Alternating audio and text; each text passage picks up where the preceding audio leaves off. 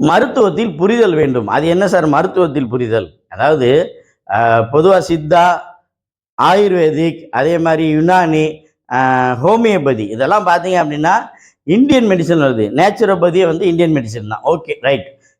இப்போ Indian medicine பார்த்தீங்க அப்படின்னா, சில நோய்கள வந்து சரி பண்றதுல வந்து எக்ஸ்பர்ட்டா இருப்பாங்க.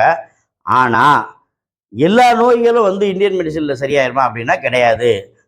பொதுவா பார்த்தீங்கன்னா, அலோபதி வந்து ஒரு எமர்ஜென்சி மெடிசின். அப்ப சில நேரங்களில் பார்த்தீங்கன்னா, எமர்ஜென்சியா நம்ம ட்ரீட்மெண்ட் எடுக்கணும் அப்படின்னா, நம்ம வந்து அலோபதிக்கு தான் போகணும். அப்போ ஒரு காய்ச்சல் வந்துருச்சு அப்படின்னாலோ, இல்ல ஒரு விபத்து ஏற்பட்டுருச்சு, இல்ல இந்த இங்கிலீஷ் மருத்துவம் தான் நம்ம பார்க்கணும்.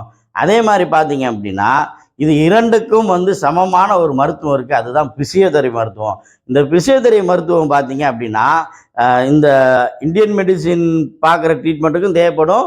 அதே மாரி வந்து அலோபதி மருத்துவம் பார்க்குறவங்களுக்கும் தேவைப்படும்.